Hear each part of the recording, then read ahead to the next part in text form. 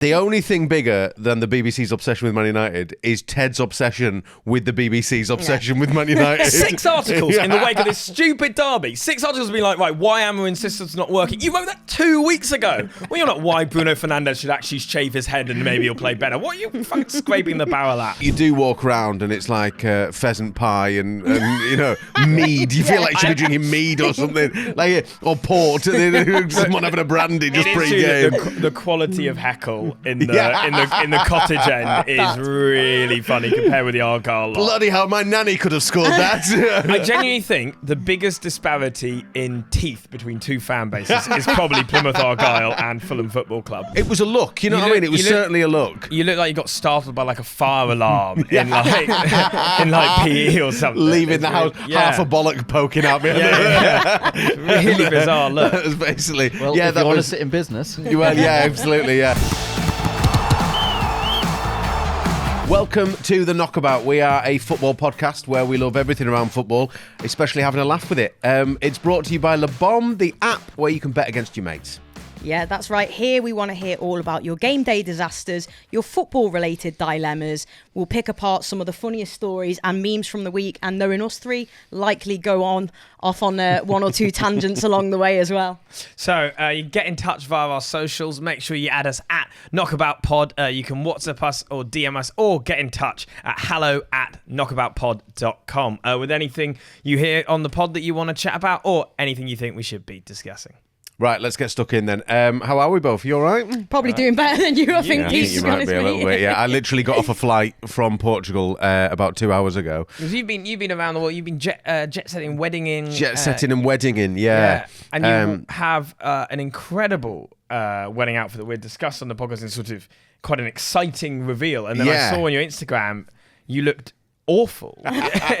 Basically, what happened was I wanted to make sure that my wedding jacket, my suit jacket, didn't get creased on the flight. Yeah. So I wore it on the flight. The only issue was I was also wearing very comfortable clothes of some like running shorts and a t-shirt. So yeah, it did look. We'll stick a little photo of this up. Yeah. But it was a look. You know what I mean? It was certainly a look. You look like you got startled by like a fire alarm in like PE or something. Leaving the house. Half a bollock poking out me. Really bizarre look. That was basically. Well, if you want to sit in business. Well, yeah, absolutely, yeah.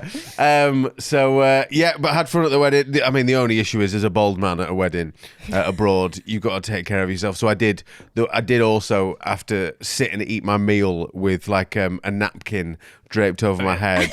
Great, like some sunglasses on. Yeah, it was a little bit like that, yeah. Because the sun was like directly on the back of my head, and I was just thinking, I'm going to look like a red-faced gammon. That's what I'm going to end up being here, basically. So, in fact, we'll stick a photo of that one up as well. But it was fun. Yeah, we had fun. Good wedding, though. You catch the bouquet? The bouquet. Well, I'm already married, so that might be the problem if you catch it again. Yeah, what happens there? Is it like double jeopardy, though? I guess we're getting divorced at some point now. No one else is allowed to get married until we're done, basically. It was a great wedding. Good fun. But you're feeling it. You're feeling the effects. I'm all right. Professional. Didn't go too hard because I knew I had this today. Absolutely. Of course you didn't on air. Yeah, that's right. Yeah. Literally been dying in the pub before. How are you, Sarah? Are you? Do you know what? I'm doing well. It was a busy old week last week with the work pretty much constant. I think Everton women moved into Goodison Park, so there was a lot going on around that. I think it's amazing that they've done that. Yeah. It's such a great thing.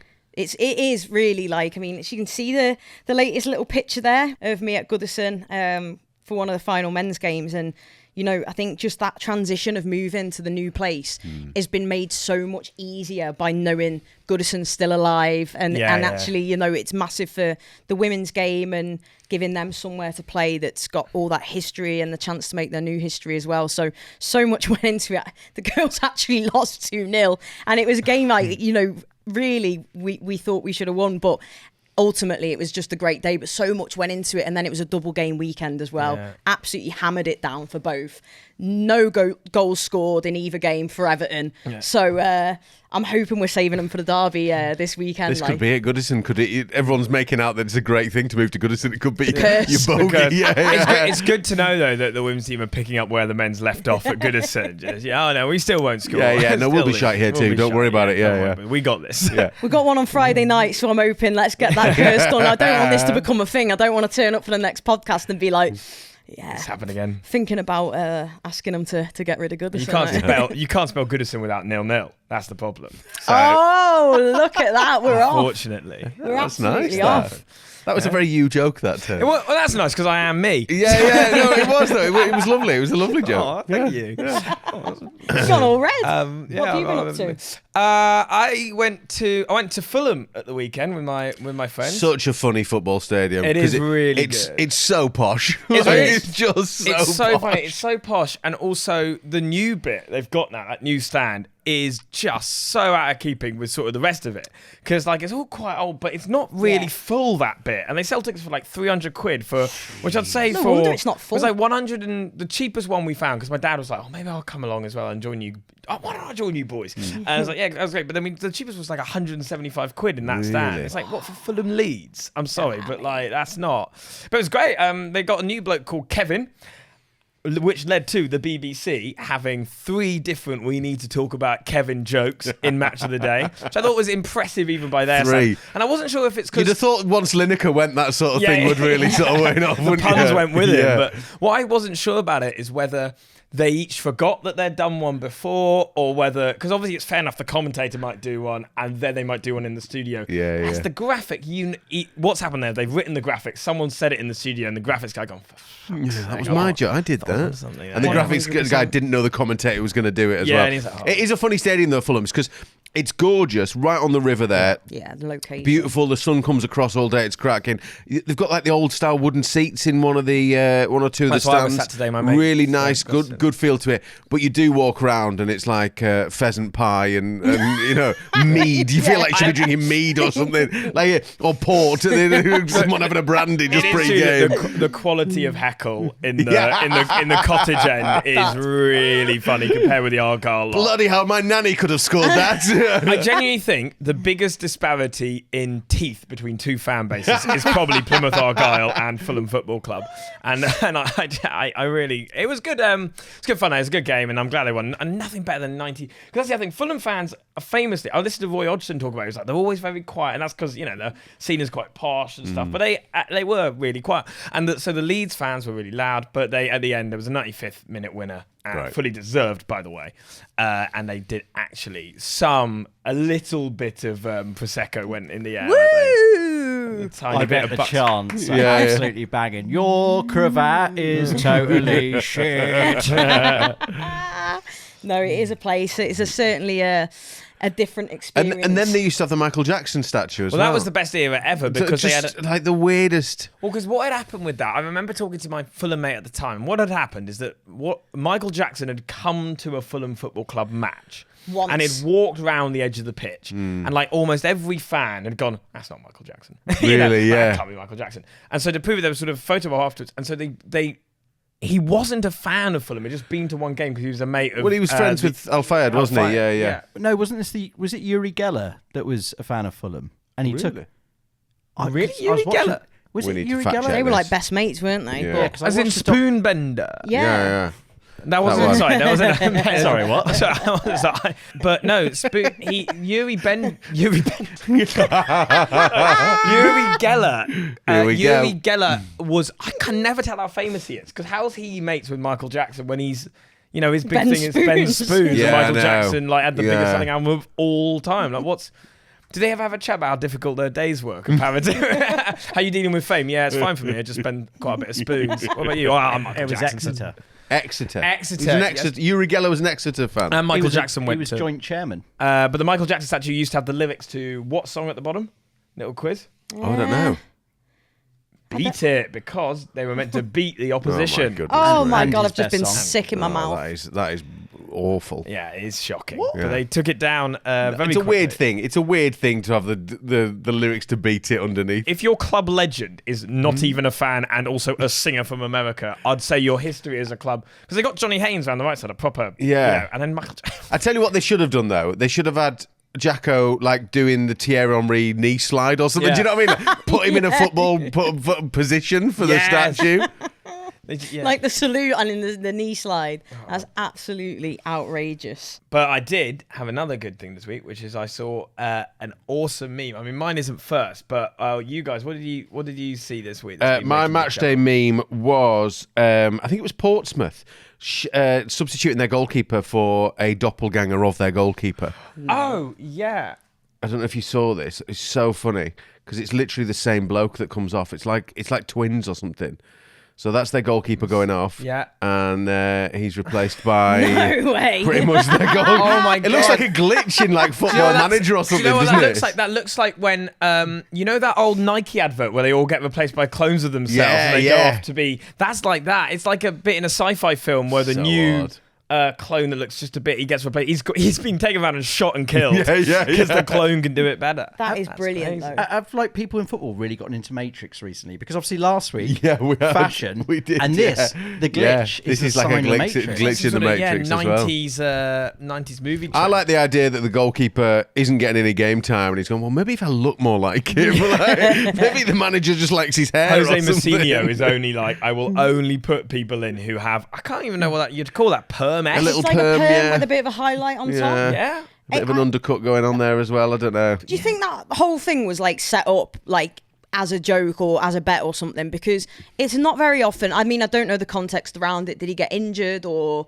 you Yeah, know, he I know what you got mean. an injury? He looked you know all what I right mean? though, didn't he? He walked off the yeah. pitch. Like it's not often you get It's not a goalkeeper. common- No. And then the fact that they've got absolutely replicant. bang on the Yeah. same haircut. It's That's proper brilliant. I Blade haven't seen Runner-y that. stuff. But here's the thing, because I think it's goalkeepers that do this quite a lot, because the USA exclusively had bald goalkeepers forever, and they would just cycle through bald keepers. It was Tim Really? Howard, Of course. Brad Friedel, Brad Guzan, so double bald Brads, and then Tim Howard. They just cycle through. Have you ever, by the way, watched any clip of MLS highlights? Brad Guzan is always in goal. Like, always in goal. For, the Just for every team. Like, he's just Saves always it, there. hoops it down the other Brad end, it's Guzan, him again. But basically, it was always bald keepers. They would have, Tim, as I said, those three. There must be more. If you can think of any other. So what we're saying is I've got a chance You for got a chance. playing for the US in goal. Mid-noughties US, yeah. Absolutely. Have you got any American blood? No, none at all. My family literally haven't moved in hundreds of years within about 20 miles of where I was born. But you're the hot dog. You're the hot dog. That's kind of American. They'll take it. Yeah, American the hot legend. dog. Yeah, they'll take it. Yeah. It's like he's bald. Get him in there. Yeah. My uncle was Ipswich Town, and then he moved to the States, Oh, and he really? was the captain of Tampa Bay Mutiny. Was he? No. And then How did we know this? And then he was the coach for San Jose Earthquakes, and then he was the coach for LA Galaxy when they got Beckham. Oh, wow. Frank Gallup. Statue of him in the studio, I think, with Yeah, the yeah, lyrics to beat it absolutely. underneath. Yeah. That's my uncle, Wow. we not know What's the this? name? What's your uncle's name? Frank Gallup. So he's married to my mum's sister. We need to get like an LA Galaxy shirt on the back of Yeah, it we're just for both you. friends. I'll just message him. Yeah. See if he can get Beckham to join us. So that means we can, in terms of, in degrees of separation, Yeah. we are now 1 degree away from coaching David Beckham. Yeah. Specifically. Is that, I mean, I don't know if that's That exactly works. I think that works. We'll take it. Yeah. Yeah. Yeah, my meme I've gone for this week. We'll just take a look at it. It's the context You is fucker. Right. You clever fucker. the context is Big Ange. It's like Big Ange getting relegated with Forest just so he can win the championship next year and then therefore continue the narrative of winning a trophy in his second season. I'm so happy Andrew's back. Yeah, His man. press conferences are already. His back is already up, mate. Mate. I Oh, love he's Ange. great. I'm such an Ange defender. I would love to meet Ange Postecoglou. Funny thing, from press conference 1, he's already been like, no, I don't need him now. I can win it in my first season. Yeah. Like, oh, okay, we're going hard like this. Yeah. It's so good. The league is better for having him in it for sure, man. He's a great character. He's a great character. And he just brings that whole like, I don't sometimes win things in my second season. I always do.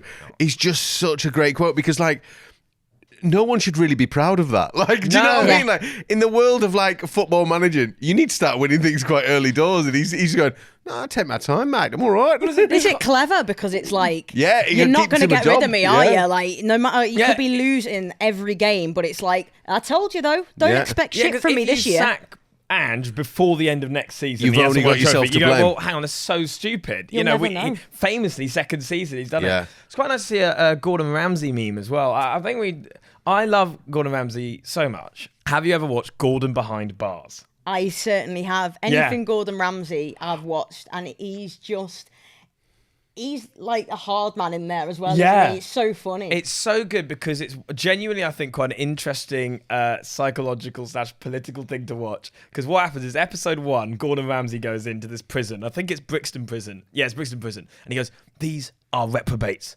scum of the earth. Even just being amongst them, my criminal ability has risen 100%.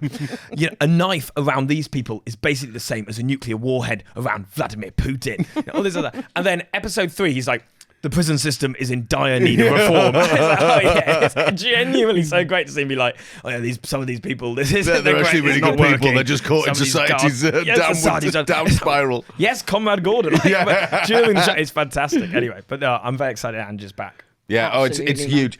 And there's been so many great memes as well about him and the owner of Forest as well. And I think that, because that relationship is just going to get spicier and spicier, So isn't it? exciting, It's isn't going to it? be horrific. This is my one.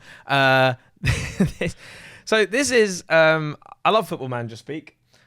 Scott Parker says at the end, this is on Match of the Day, Scott Parker's post-match interview after they lost 1-0 to Liverpool via a deserved penalty.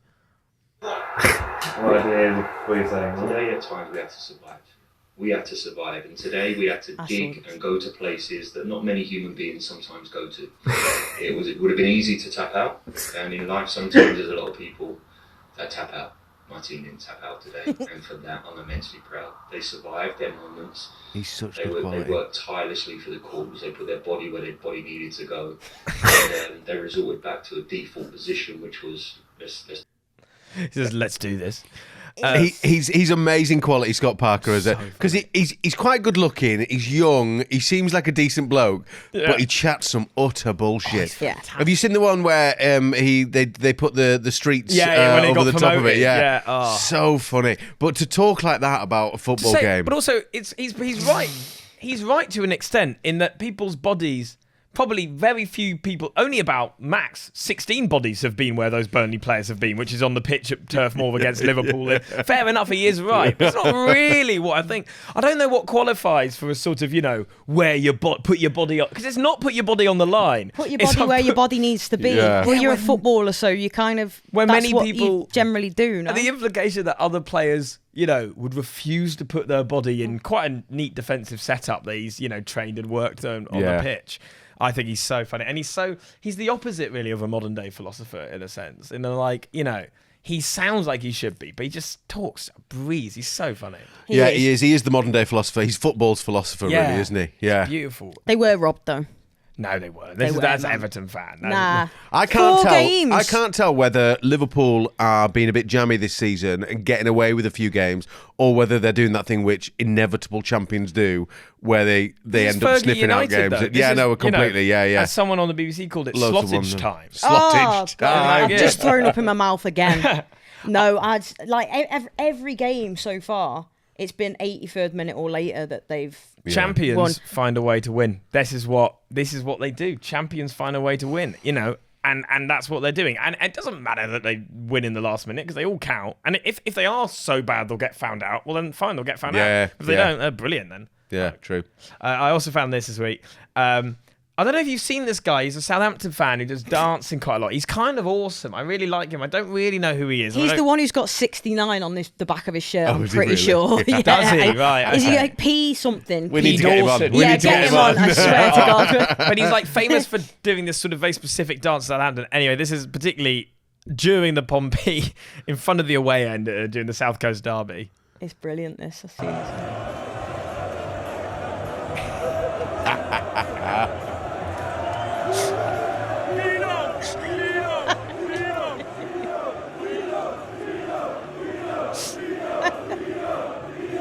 That is. quite something, to be fair, isn't it? It is the speed at which he is called a paedophile by the fans.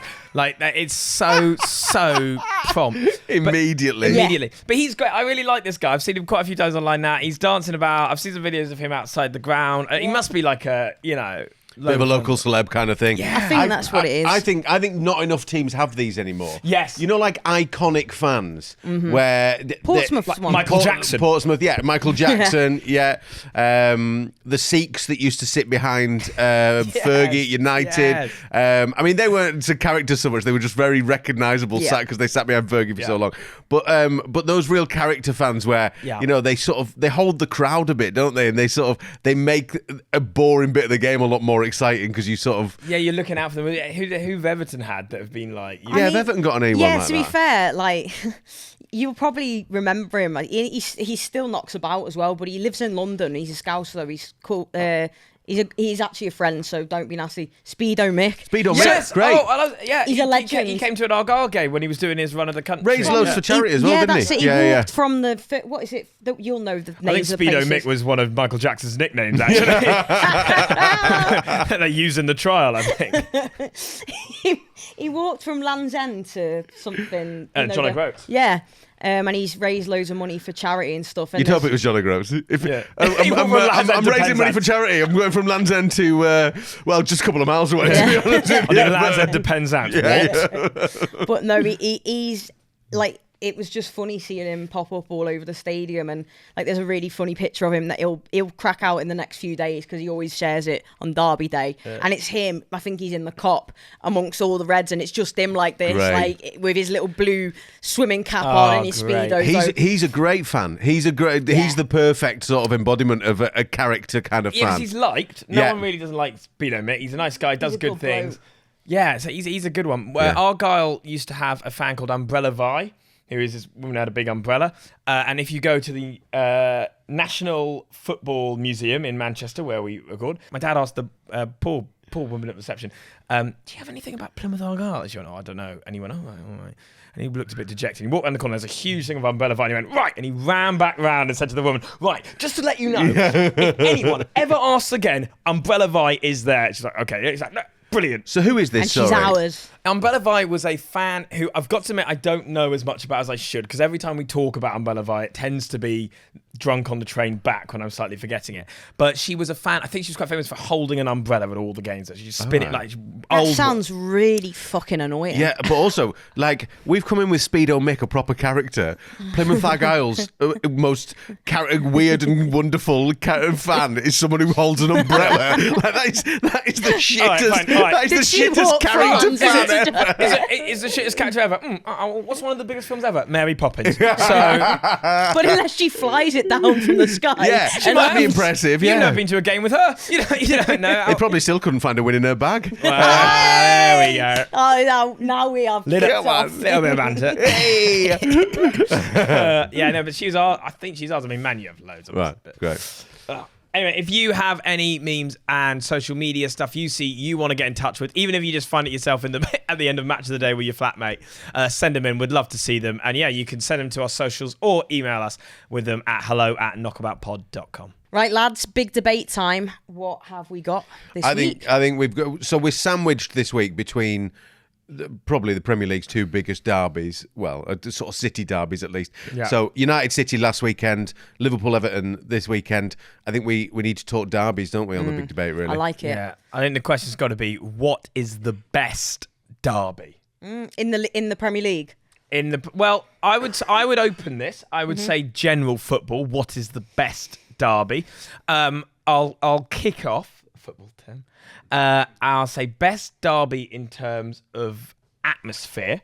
Quite often, I will say is the Merseyside derby. What do you think? From the Premier League, if we're starting with the Premier League, that is excellent. Problem with the Old Firm derby, Celtic Rangers, is it happens 1 million times a year. So it's I very feel like devalued. that as well, because all the cups and everything as well. Yeah, exactly. They end up playing 1,000 million times a year. Yeah. And it's the only game in Scotland anyone gives a shit about as well, is the other issue. Wow. Yeah. Hamilton Academical v Hibs was a very good game I went to in 2016. But I think the Merseyside derby, but then in terms of quality of the games, it is really pretty poor. There was a period where there were always Right. 1-0s. There were always 1-0s. There were always really like cagey games or draws. Not many goals. They're not. I don't know. I think partly because the atmosphere is so like loud and visceral there. I don't know. That's my. I tell you what I love about the Merseyside derby. As a city, Liverpool, I've got a lot of friends that are from Liverpool and stuff. I don't think you get as anywhere else in the world where within families they'll be on different sides of it. I think that happens so much in Liverpool. Yeah. And actually, you know, they love each other as football clubs a bit as well. And do you know what I mean? They love the fact that they're there and they're close and they play each other. And then on Derby Day, obviously, it's huge. But you don't get that anywhere else. It's a big thing in Liverpool, isn't it? It's massive. And I think, like, that's spot on. It's like, even just how, I'm not saying other cities don't love the football, because I know in Manchester it's the same. It's a very much a football city. But Liverpool, it's like, you can't even get in a taxi or an Uber or whatever without, like, you get in there and within seconds it is like, are you red or blue? Yeah, like, and it is in. just, it's straight into it. And, you know, you're almost kind of, your whole identity is determined by who you support. Are you red? Are you blue? So the depressed ones are obviously Evertonians. No, but, you know, in all seriousness, it's like my dad, his brothers, he's got 4 brothers, they're all Everton. My auntie Sandra chose Liverpool. My grandma also supported Liverpool, but she had a bit of a turbulent relationship with her dad, my granddad. So to spite him, she went red, and she's never looked back. But I know a few families though that where, you know, like, I mean, my best mates are blue and Evertonian. His dad and his brother are both Liverpool fans, but his granddad on his mum's side was a big Everton fan. It happens loads, doesn't it? It's a good bit of recruitment from the granddad on the mum. That's a really impressive bit of isn't it? recruitment. Good bloodline. My big thing about Liverpool is it's a big football city, but also every cab driver in Liverpool apparently was at the 2005 Istanbul final. You cannot get in a cab without some absolutely nonsense story. Like, oh no, I was there. Were you as well? Well, okay, that's interesting. I tell you what I do quite like about derbies is when there's a team that definitely gives more of a shit about it than the other team. Yeah. So, like, I think City think of our derby as a bigger one than we do, really. United is really Liverpool. It's really Liverpool, isn't it? Chelsea seem to have loads of derbies that the other team just couldn't care. No one gives a fuck about Chelsea for a derby. They'll be like, oh, Tottenham's our big day. Tottenham are like, we've got the North London derby over here, mate. That's and West Ham, which is actually spicier. Yeah. The one that they're, because I was going to say this earlier, in terms of quality of football matches, the North London derby has consistently been great. And maybe this is bias of when I grew up and it was 4-4s. No, you're right, though. 3-2s. Some big goals, some like great real goals. like There's smashes. Danny Rose, David Bentley, all these great goals are in those games. So I'd like to add that, but sorry, I've sort of said this in an insane ADHD way. But to agree with you, because Fulham's another one like that, where Fulham have a hatred for Chelsea. Mm-hmm. And if Chelsea just accepted the natural rival is Fulham, because it's like so 6 close, miles or something so close, then they would probably have a proper decent good go derby. at it. Because Fulham sing a lot about how much they hate Chelsea, but not, you know, in reverse. So I think that the South West London derby is where they should, or the West London derby, I guess. There's just so many London teams as well. Like on Match of the Day, even it's like Spurs West Ham. It's like, who's going to come out on top in this London derby? And it's like there's about 6 London derbies every weekend, which is a bit mad. Whereas I think with like the Manchester and the Liverpool ones, those are the ones. And like you said, I think Liverpool fans will say, you know, you're more bothered because in terms of success in recent history, the United one, you've got the Manchester-Liverpool thing, and it was always those two going for stuff, and you know, with the most trophies and stuff. But the proper like Scouse bitter Reds, because there's a lot of them as well as us bitter ones. Like really, they hate us and they want to beat us. Because as you said, derbies, when they come to Goodison, it'll be interesting to see. I know the one this weekend's at Anfield. Be interesting to see what it's like at Bramley Moor, because Goodison, even when they've been dominant at the top of the league and we've been fighting relegation over recent years, they would always seem to shit themselves because we just make it so loud. And they say Anfield's loud, but it's actually not. So when they come to Goodison and it's feral and it's loud, they're all of a sudden like, oh, we don't know what to, and they, like, you know. On loud, actually, I'll throw in one that I think is a great derby, which is Sunderland-Newcastle. Yeah. Great derby. Fantastic really good. derby. Really, really good. loud. When they played in the FA Cup, was it last year, or 2 years ago for the first time? That sounded great. It's been a shame that derby in recent years because they're just so mismatched. Performance. Like you need them to be in the same league, sort of a similar. There needs to be a chance of it, doesn't there? And that's really slipped recently. But hopefully, you know what I mean. That's. I think that also goes back to your point about why some derbies are really good. Is that the teams are on equal footing. Liverpool United, wherever, United are in a rubbish place. And there are enough articles on the BBC you can read about why that is. But I can't, for fuck's sake, BBC, write about something else. There are 92 EFL clubs. And loads more in non-league. The only thing bigger than the BBC's obsession with Man United is Ted's obsession with the BBC's obsession with Man United. 6 articles in the wake of this stupid derby. 6 articles being like, right, why Amorim system's not working. You wrote that 2 weeks ago. Well, you're not why Bruno Fernandes should actually shave his head and maybe he'll play better. What are you fucking scraping the barrel at? Every player United could have signed, according to the BBC, from entire history. I have been looking at some of the weirder derbies that we have across the world. Great. So I've got a list of them here. Celtic versus Hamburg apparently is a big spicy derby. This is because 2009 Europa League clash in Germany. Hamburg supporters unveiled a massive Union Jack. That's quite funny, man. Australia Uruguay apparently is a big derby. Why is that? Even though they're 10,000 miles apart, becoming pre-World Cup friendlies in 1974, which turned violent, and now they just hate each other. I love stuff like that. I love bit where we've got you have your own personal one. I hate Burton because I'm going back a couple of weeks, but it's no shade on Burton fans or even from Burton, but I have a personal. We drew 2-2 in the last minute of that's absolutely turned me against them. We have one for Stoke at the moment. Argyle really don't like Stoke because they poached our manager, poached one of our players. Yeah. And so it's all got a bit like, we fucking hate Stoke. And Stoke could not give a shit about. Is that meme of Don Draper in the elevator? I don't think about you at all. Like Stoke. Yeah. The other thing I really like is when a derby has a really shit name. Yes. So the Brighton Crystal Palace one is one of those, isn't it? They call it the M23 derby. Oh, that is the worst name. Isn't that another one that goes back to player disputes though? That's another one. I think it was somebody tried to steal a player or something like that, wasn't it? Yeah. They're just creating their own shit history. I know. That's It's painful, isn't it? That's really painful. The greatest thing I've ever seen on a train, you've just reminded me of, and I can't remember the other fans, and I'm so annoyed about this, was we were coming back home from a game and I think it might even have been Lincoln. Coming back home, these fans were on, and we got through Stevenage on the train. I can't remember where they were from, but we got through Stevenage, and mate, we were chatting to one of them. He's a nice lad, chatting along. One of his mate was just full on asleep, like that on the thing.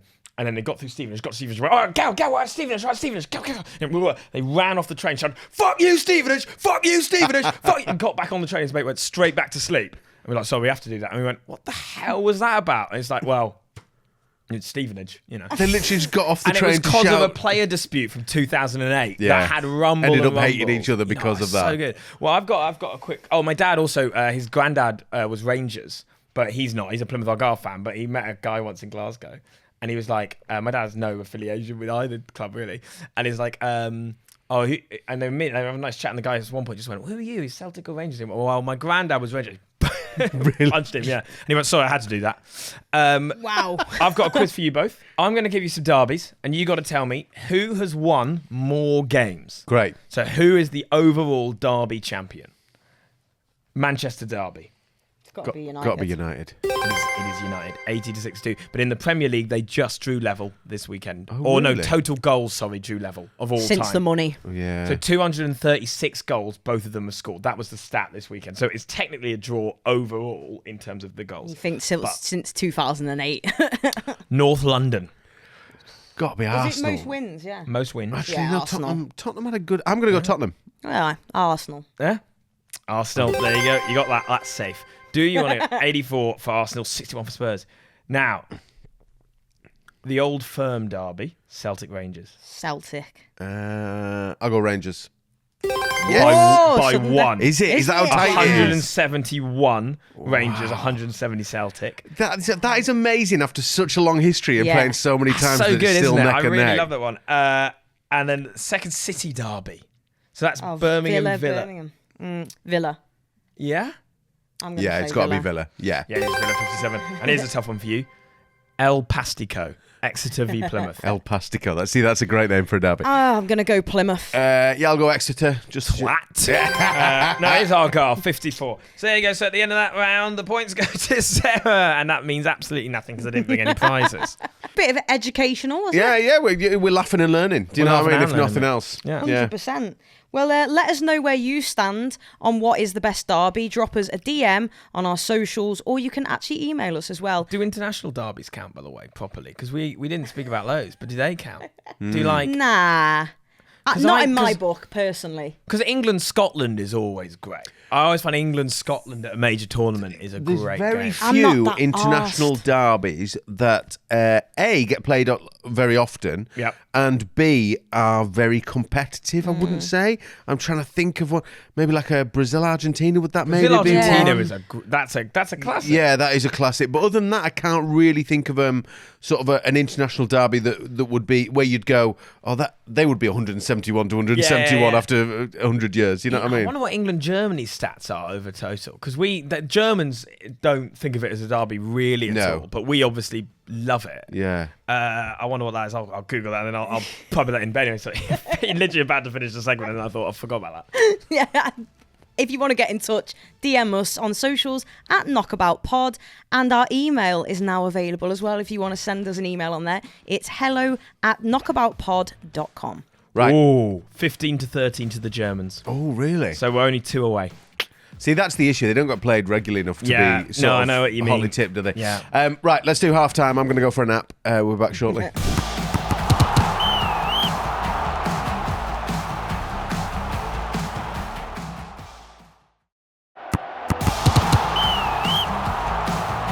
Right, welcome back to the second half of the Knockabout podcast. And it is that time to raise a toast. So I think we've all kind of got a similar idea, or the same idea, I should say, this definitely. week. I feel like there's only one place to go this week, and it's got to be... I mean, the sad news of Ricky Hatton passing away, I mean, at such a young age. Yeah. So sad. But I think it's worth mentioning because he was such a big football fan. Yeah. You don't often get it, do you, where someone from a different sport is so synonymous with another sport. Like, he was a huge football fan, huge Manchester City fan, and for it to happen so close to the Manchester derby as That's well. mad, that. I thought that was a really beautiful thing, and Pep spoke about it afterwards. Yeah, I watched this interview. I where thought it was he really said beautiful. how respectful United fans had been. But I think he was sort of just loved in Manchester, so you kind of go, all right, you support a different team, but fucking hell, like we love you as well, you know what I mean? It's like one of those where, you know, when he'd be out and about and stuff, he'd probably get, it'd be like Tony Bellew for us as well, like, he'd probably get a bit of shit off United fans and stuff, but Yeah. underneath it all, it's like He's a down world to his champion support. from Manchester, isn't he, at the end of the Exactly, day? he's one of your own from the city, and I think, you know, it was a lovely thing to see both sets of fans like pay their respects and celebrate like a great man, a great athlete, and I tell you what else has been amazing. There's just not a bad word about him. Everyone that is posting tributes on social media, I've seen loads of people who met him out and about and worked with him, you know, doing after dinner stuff and all that sort of stuff. Everyone, to a man or woman, is just saying what an amazing, lovely bloke he was and just so down to earth and personable. But I thought it was really special that applause. I think sometimes they do a minute's applause because they're scared of dickheads shouting out in a minute's silence. Yeah. But actually, I feel like that would have been all right in that scenario. I think they would have respected it, and it was nice to see Pep sort of giving a shout to that as well. So Definitely. I think raise a toast to Absolutely. to Ricky Hatton, but also to the fans at the yeah. Manchester Derby as well. Mancunians, big absolutely. time. Yeah, we'll raise a toast to that one, big time. Well, if you guys have any suggestions for us for next week, who you think we should be raising a toast to, then you know what to do. Get us on our socials at KnockaboutPod or email hello@knockaboutpod.com. It's time for your shout, where you've got in touch with us and you want our opinion, for whatever reason, on how you should solve whatever footballing dilemma you have at the moment. And this week, it comes from Aaron in Coventry. Hey, Coventry, my friends from Coventry. Did you say your friends from Coventry? Hey, I love Coventry. That's My friend literally Matt. like going, hey, I've heard of Coventry. Hey, I love Coventry. Shout out Matt Hayhurst, great guy, very funny man. We'll live and die in these towns. It's quite a depressing song, but they play it before every Coventry game. Right, They're all from yeah. Coventry, but Yeah. it's actually quite a sad song. Especially since it's about Coventry. Coventry, yeah. Yeah, I went on a night out there after the game. They've got a casino under the stadium in Coventry. It's No. a fantastic way to double your losses. You've already lost the game 4-0, and then you go down something. So Aaron says this. So I've been a season ticket holder for 7 years now. Same seat, same view, same pre-match pie that burns the roof off my mouth every single week. Good lad. All very routine, all very comforting until they arrived. Okay, this could go. If this is I mean, aliens, this could- yeah, we this could. could. Another sci-fi link. A couple, let's call them Darren and Sharon, for legal reasons. They bought the seats next to me last season, and I've not known peace since. First of all, they arrived late. Yeah. Not like missed kickoff 2 minutes late. No, they turn up like 12th minute, juggling 4 teas and all manner of sweets and snacks. But that's not even the worst bit.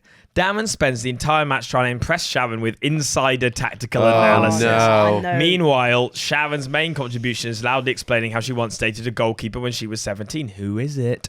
The biggest nightmare of my matchday experience is sitting next to Darren and Sharon. So, if you listen to the podcast, Darren and Sharon, I beg you, please just stay home and shout at the telly. My shins, ears, and sanity will thank you. How will you guys deal with it? What are we saying, lads? I think you've got to either one of you's got to give. Either you get Sharon and Darren to move, get them to find a new season ticket space. I'm sure there'll be plenty in.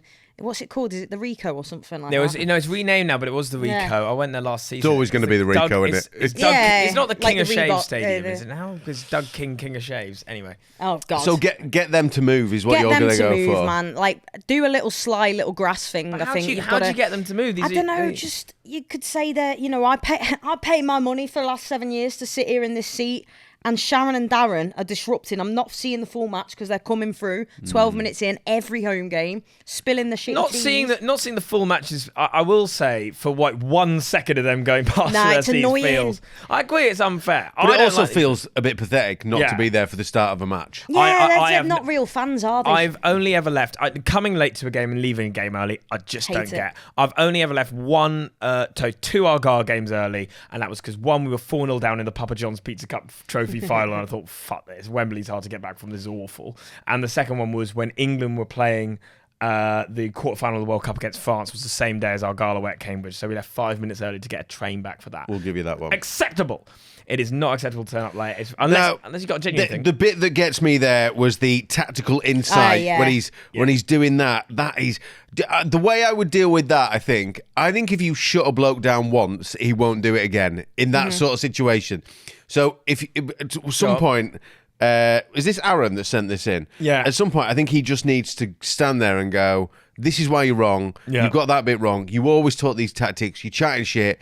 Would you mind keeping it to yourself? And I don't think he comes back from that. I think that shuts him down for good. You must have had an experience with someone chatting your ear off during the game. I think I'm like... When I used to go to United quite regularly as well, you'd get like, if there's someone behind you that's chatting through their life, you get like weekly updates on what's going on in their personal life, and you're like, it's like a soap opera. You get quite into it. You know what I mean? That's the nice thing is suddenly you're like, wait, hang on. Yeah. Your son has got into Yeah, Birmingham? yeah. Oh, no way. Yeah. It's they make me quite, happy that you've acknowledged him there. I am at the football. I like to just be left alone. Yeah. Like for me, I hate it when someone talks to me when I'm watching the match because I don't know what it is, but it's like if I focus hard enough on it, I feel like I can almost affect the game more. Like, like if I'm willing hard enough, like, shut up, I'm trying to get Grealish to bend this one in past. You watch the game like Professor X. Yeah, like. basically. And it's like, then somebody's like chatting to you. I just find it like, I just don't like it. It's a real thing of mine. When the footy's on,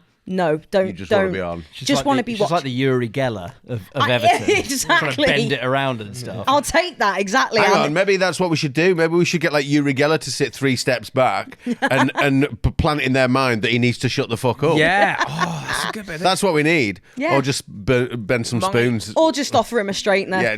Those are your options. Because, you can't put up with this. You've paid your money. You go and watch Coventry. And I think, Shaz and Daz.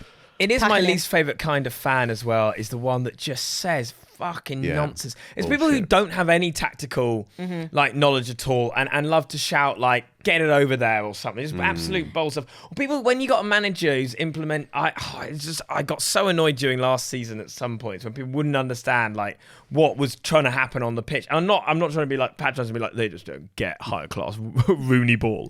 But like, what's trying to happen? I was just like, fucking who fits? I know that would be stupid. Are you nuts? Yeah.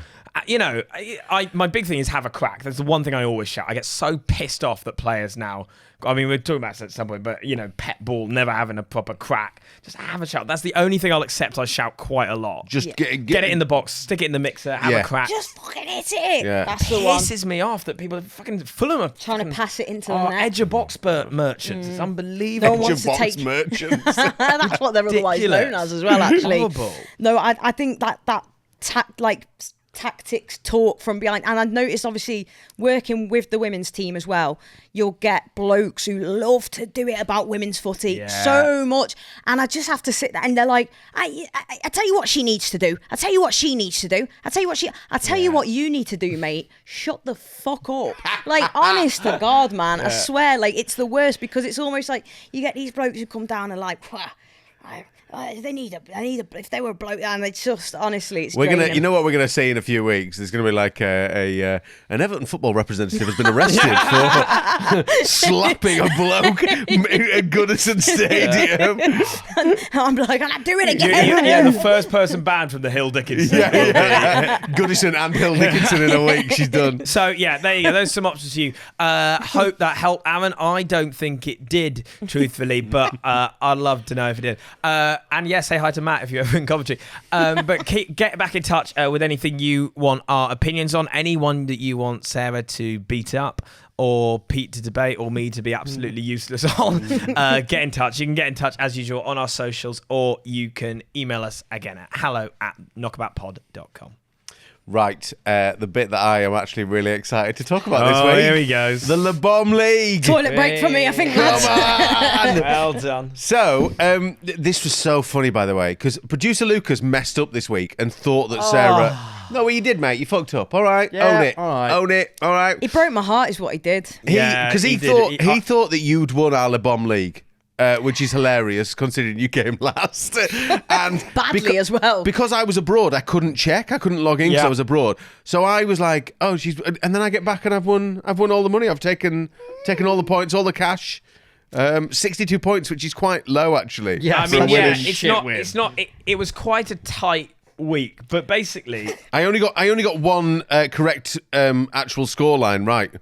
which one was that? I got Fulham Leeds 1-0. Was that fucking game? 2-0 for that. I got. So what game? Hang on. How did you get? Oh, you got Palace Sunderland as a draw. Yeah. And do you know the other one that pissed me off was the Brentford Chelsea one, because I was about to get a correct scoring. Although I think a few of us would have got the 2-1. I was like, in the last seconds, Brentford equalised. And then Liverpool, and yes, I am a bitter blue anyway, but Liverpool yet again, because I think the only one who put, not the right You've score. never put Liverpool to win yet, and I never will, and it it'll probably cost me, but that's how bitter I am. Winning every week, and she's like, champions. I don't give a shit, I'm not doing it. But I've been it's only because they are the Devils Club, and every game, That's Man a penalty. United. Oh, not for me, son. Not Let's for me. just do a quick recap here, though, because for anyone who's not heard about LEBOM before, it's basically an app where you can bet against your mates, which is just perfect for us. But I think it's perfect, actually, for any sort of scenario. Mate. But I actually think it's great for like any sort of scenario, like workmates, family, anything like that. It gets really competitive. Basically, you all stick a bit of money into a pot. We've chosen £5. We've chosen £5, and then you make predictions on Premier League games. And whether you get the scoreline right or the result right means you accumulate points. The person with the most points at the end of the week wins, which was me this week. I was going to say, it's lucky for me we are only putting a $5 in, else I'll be having to freaking be out on the streets. Here we go, let's man. have a look. So one of my favourite bits about the LEBOM app is the tracker, because it means that you can have a little look. There's basically about 5 different ways of you can see who has the most points across the season in your league, right? I was last and I've gone up to 3rd from bottom, actually. Wow. I'm all right there. Look at the tracker now. Oh, he's last. Oh, he's taken over Sarah. Oh, and also I was... Here we go. Fucking Mystic Milligan's going to pipe up. Ted's top, though. I'm 14 points. It's not a big lead at the top. That's the thing. Because you get 20 points for a correct scoreline. You get 6 for a win, 6 for the right result. And then 20 points for a scoreline. All it takes... sort of overall over a season is a few. Like if you get 3 right in a week, it really propels you because you had that really good week. I had a great week. How many games in are we here? We're like 4 or 5 games in. 4, and remember we did the international break as well. Yeah. I hate that one though. But because you're- you I don't love really that have one. a clue, man. Out of your 302, about a third of those came from 1 week, didn't they? I got 120 points last week. So you can just rake it up. I mean, this the interesting thing about this game is that it does mean that you get very, very into score lines and being like, I can't win. Because again, if the Fulham had scored 1 more, I would have won the week by comfortably. I would have won the week by 15 points. So, you know, that in a moment like that. I am genuinely love it though, because on game day, the league table for who is going to win the money can change so quickly. Oh, Do you know what I mean? quick. Like if I've got Fulham to win 1-0, I'm getting loads of points, and then suddenly Leeds get a last minute equaliser, and it just flips, and suddenly someone else is top and I'm bottom, and it works really well. Sarah, 130 points behind. Basically, I would say out of pure spite for Liverpool. That's So she's refusing to put Liverpool to win any game so far. Which means, so far, if you put them for 1 game this season, and then they lose.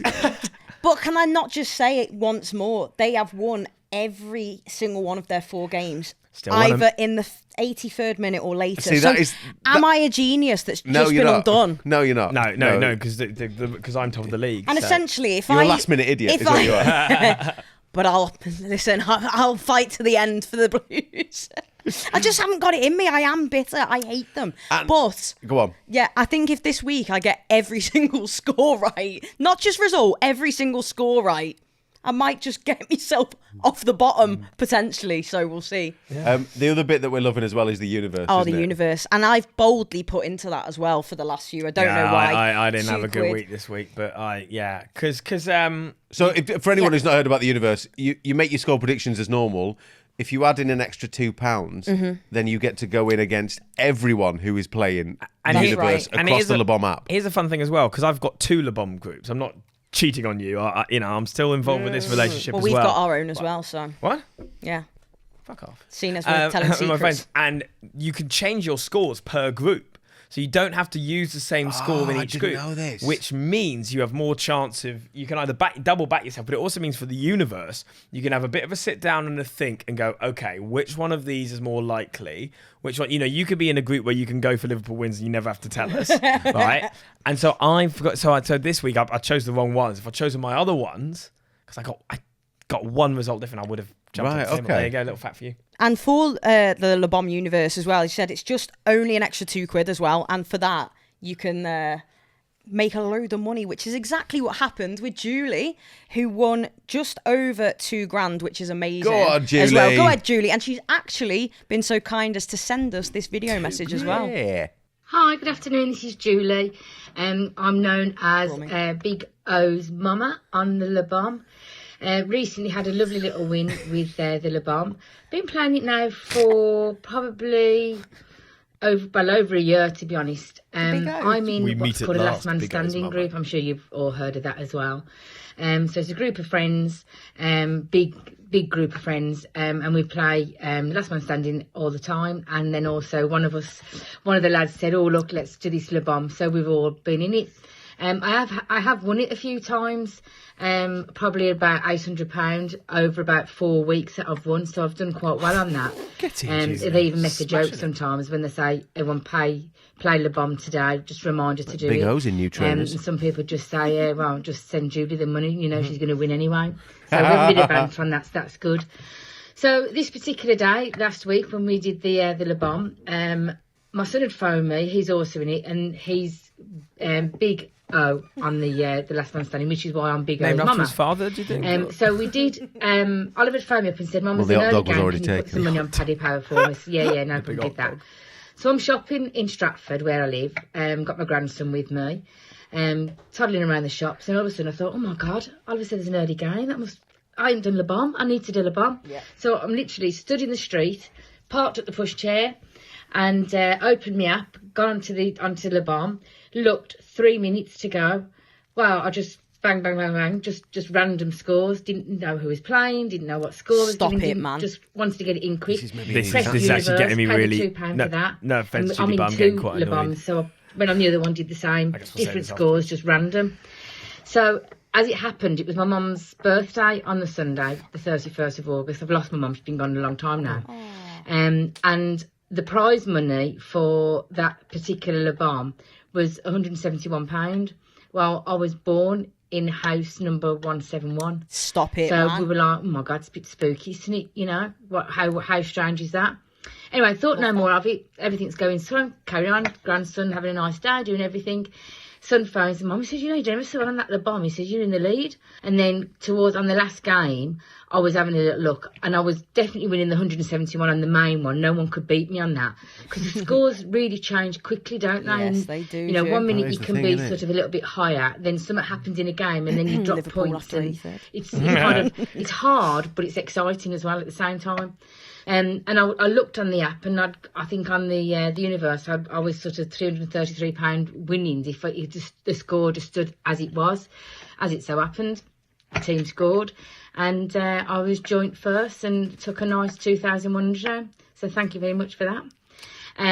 So what have I spent my winnings on? Well, son, grandson, daughter-in-law all had money. Husband gave me money, sent money to my sister. So they all had a little so treat. generous, these people, And really. then I bought myself a I'll new just set of buy saucepans stuff because I was really. absolutely desperate for Gorillas tickets. saucepans. Didn't want to spend a fortune, but with the money of the LEBOM, bought myself a nice set of saucepans. So I'm just cooking Sunday dinner now with my new saucepans. So that's a nice little treat as well. And then I think me and my hubby's going to just have a nice little weekend away somewhere, courtesy of LEBOM. But it's just a brilliant game, and I'm just so glad we found it. And here's to my next big win, and hopefully it'll come quite soon. But before I go, I just want to say, Ted, really sorry. I know, third place, no money. If you want any tips, come and speak to me. See ya. Yay! Go on, Julie. Julie read me at the end. I feel like there's so much to unpack there. Number one, she's rinsing Ted. Yeah. Wow. Brilliant. Out of the bat, I thought, she seems lovely, Julie. Yeah. It's great. She Yeah. played these nice saucepans. I was really pro her saucepans. Now, you can make the shittest meal on Number two, you've also riled Ted because you picked your scores with 3 minutes to go, just rattled them through, and you love to have a and proper... you've absolutely destroyed me. Yeah. Wow. Well, Julie, I'm very happy for you. I feel so near yet so far with all of this. And I guess it's the competitive streak, but it is... Hearing that could have been... If That could have been Andorra you. had conceded one fewer goals last week, Also, she's good at picking scores. So she's saying in about the past, was it 4 or 5 weeks, she's Yeah. had about 800 quid. Yeah. And then she's had £2,000 on the LEBOM Universe as well. Insanity. This is what's great about the Universe as well. It's winning that extra bit of cash, that extra little bump of like £2,000, a decent amount of money. Yeah. She's giving it to... They're all so generous. They're giving it to her 100%. mates and her family and Frankie everything. Julie are just proper... I think that's why maybe we haven't won any big money yet, because we wouldn't be so generous with it. Whereas Julie's like a nice treat for everyone. I'm thinking Gorillas are playing soon at Tottenham Hotspur with Sparks supporting. I want a ticket. But then also there's another thing which is I quite like about Julie, that she's winning so much. Everyone else in that group is going, fucking hell. Yeah, Gotta yeah. beat Julie. We've got to Yeah. take Julie down this week. Yeah, well, even now... I bet they were watching with 3 minutes to go going, she's not put it on this week. Great. Yeah, literally. And And then she's just Yeah. bang, 2.1 grand. Tell me your secrets, but now you've already told us. Yeah. Pick at random. Right, we need to do a big bet for this week. We do. So we're going to pick one game that we're going to sort of stick our necks out on the line and go, this is what we reckon is going to happen this week. I think it's got to be Liverpool-Everton, hasn't Has it? to be, right? Sorry, Sarah. I think you're Sorry. going to get battered. I think this is the week that Liverpool break the curse of last-minute winners. Yeah. I think it's going to be like 3-0, All something like that. first-minute winners. Yeah. Actually, no, Grealish will come through and score one. And then I reckon it's going to be like a 3-1. 3-1 Liverpool is what I'm saying. It's at Anfield, yeah? At Anfield. Yeah, so as we were saying before, the score lines of these derbies generally seems to be 0-1, 1-0, all these sort of things. I think it will be a 1-0 Liverpool win, and I think it The will be 98th another minute penalty. 178th minute added time. I think it'll be 1-0. All right, the woman closest to the action. What are you saying? I'm going to go 3-0 Liverpool. Nah, my shite. I'm sticking with the Blues, Yeah. and I'm going to go 2-0 Everton.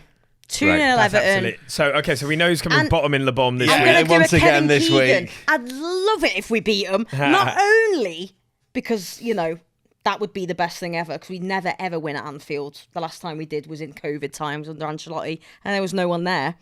Fever dream times. Yeah. But just so I can get it at yous, giving it so get it at yous. Smugly. Oh, the first minute, the last minute. Please, I'll come in next week like again, Steve Bruce. Yeah. You're all right. Genuinely though, we are loving playing LEBOM, aren't we? Yeah. I'm going to say 3 things that I'm loving about LEBOM. Number 1, it's that communal feel to it. Yeah. So you're not just sticking on an accumulator with the bookies and like playing against a faceless thing. You're playing against your mates. Yeah. Number 2, it does take the bookies out. You know what I mean? The cash stays in the group. And number 3, it's the way things can swing. It's the way someone can be top of a league and then one goal, they fly down 4 places, someone else shoots up because they've got that exact score. I think it works so well. It's a really great app to bet against your mates, your family, your friends. And like you say, you can have different groups, like a workmates group, like a stag do group, that kind of thing. I think it's working great. It's so fun. And I say this as somebody who's miserably trailing at the bottom as well. Like, I still enjoy it. It is such good fun. It's getting those notifications through. Like, I genuinely was sat on my bed after, because I didn't get to watch much football other than Everton because I was working the double game weekend.